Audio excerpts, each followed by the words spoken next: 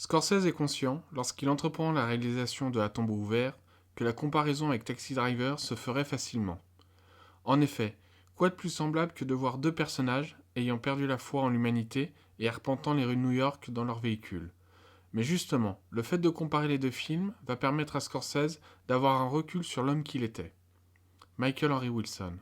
Vous vous doutiez bien sûr que le film serait comparé à Taxi Driver. Martin Scorsese.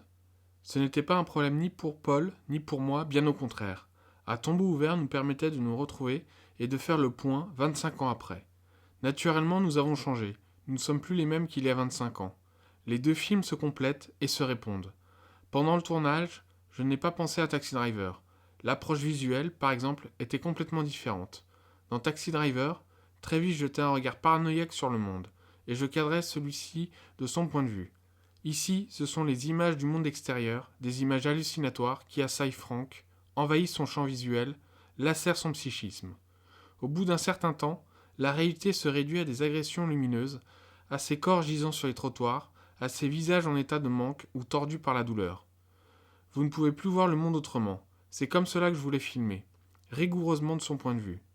Les seuls moments où j'ai repensé à Taxi Driver, c'est quand Frank regarde depuis l'ambulance des passants s'embrasser ou se battre dans la rue. Mais même dans ce cas, ce ne sont que des images fugaces, et ces visions l'agressent, le submergent, alors que Travis les tenait à distance. Pour moi, ces agressions étaient la clé du film sur le plan visuel. Paul Schrader, le scénariste, et Martin Scorsese sont conscients de cette ressemblance et l'assument complètement. Un autre aspect qu'ils vont devoir prendre en compte est l'aspect religieux du film. Bien que Schrader tentera d'être dans la retenue à ce niveau-là, Scorsese va complètement jouer sur ce plan, mais de façon presque inconsciente, comme il l'avoue lui-même. Michael Henry Wilson. Les variations sur les motifs bibliques sont riches et nombreuses, de Patricia Arquette en Marie-Madeleine à Monsieur Burke en Lazare. Martin Scorsese. Schrader est le premier à m'avoir mis en garde. L'héroïne s'appelle Marie. Attention aux symboles catholiques. Cela tient à la nature du matériau. C'est bien évident dans la scène où la jeune hispanique qui s'appelle Maria et prétend avoir connu une immaculée conception. Mais je me suis gardé d'en rajouter. La séquence onirique où il ressuscite les morts, oui, ça je l'ai rajouté. C'est une séquence que l'on peut interpréter diversement. Ces morts, ce sont peut-être tous ceux qu'il aurait voulu sauver. Et voilà qu'ils surgissent du pavé new-yorkais. Il y a donc de fortes références bibliques dans le film, mais qui sont déjà présentes dans le livre de Joe Connelly, qui est lui-même catholique. Mais revenons au personnage central du film, Frank Pierce, joué par Nicolas Cage. Scorsese introduit le personnage de Frank de la même manière que Travis dans Taxi Driver. Les premières images que l'on voit sont les véhicules dans lesquels il circule, le taxi pour l'un, l'ambulance pour l'autre. Les rues de New York, la nuit avec la faune qu'elle comporte, et enfin les gros plans des yeux dont les lumières de la ville viennent ajouter la subjectivité de leur point de vue sur le monde. Alors que Travis ressentait de la haine envers cette population qu'il côtoie, Frank, lui, est au bord de la dépression. Le poids du monde est trop lourd à porter. C'est à ce moment-là que l'on peut commencer la comparaison avec le Jésus de la dernière tentation du Christ. Alors que le Jésus scorsésien est en lutte envers lui-même et envers Dieu afin d'accepter sa place de Messie, Frank, lui, l'est déjà. En tant qu'ambulancier, il est par essence un sauveur. Alors que Jésus finit par devenir le Messie sur la croix après l'ultime tentation, Frank ne veut plus l'être. La croix qu'il porte devient trop lourde pour lui. Il sait pourtant le bonheur que peut lui apporter son métier. Mais voilà, cela fait des mois qu'il n'a sauvé personne. Il n'a de Messie que le nom et l'uniforme, celui d'ambulancier. Pourtant, le miracle se produit enfin.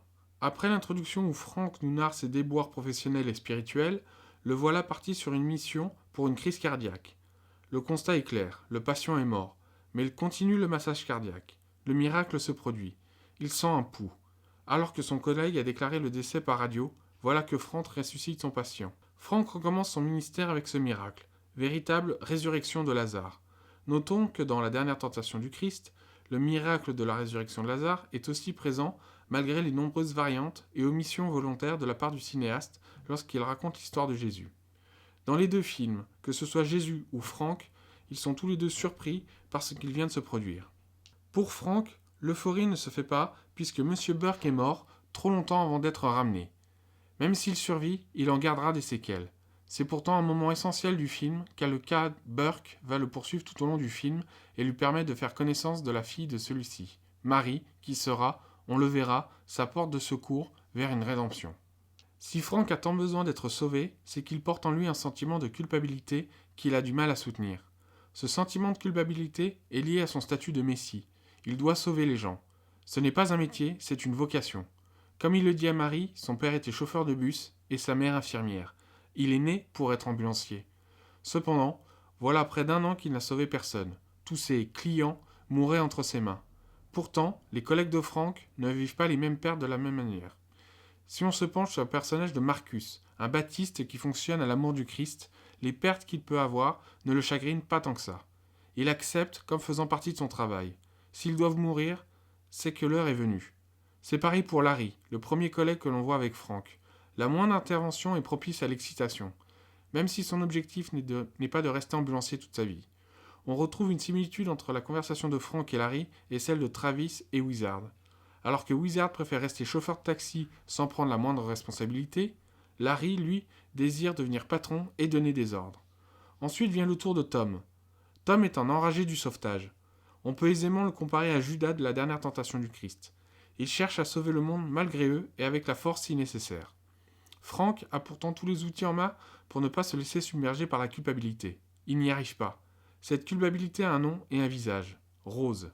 Cette jeune SDF est morte à cause d'une maladresse de Frank. En cherchant à l'intuber, il ne se retrouvait qu'à chaque fois dans l'estomac. Cette faute a causé la mort de cette jeune femme de 18 ans. Depuis, le visage de Rose le hante constamment et lui parle. Frank a perdu plusieurs personnes dans son ambulance, mais c'est elle qui vient le hanter. Il sait pourtant que c'est en aidant les autres qu'il pourra se sentir mieux. Sa devise est « Aide les autres, tu t'aideras ». Il est conscient qu'il ne peut vivre qu'en sauvant les autres. Il avoue même que lorsqu'il sauve une personne, une chose extraordinaire se produit. Selon ses propres termes, il sent que Dieu s'est manifesté en lui, voire même que pour un instant, Dieu, c'était lui. En tant que Christ new-yorkais, il ne peut pas avoir de vie à l'extérieur du monde des ambulances dans lequel il vit. Il a été marié mais ne l'est plus. Il ne se confie pas tellement sur cet échec sentimental. Quand on le voit chez lui, c'est pour constater qu'il ne fait que dormir et boire. Tout comme le Christ de la dernière tentation, Judas reproche à Jésus d'avoir quitté la croix pour vivre une vie d'homme. Ce qui est bon pour un homme ne l'est pas pour Dieu.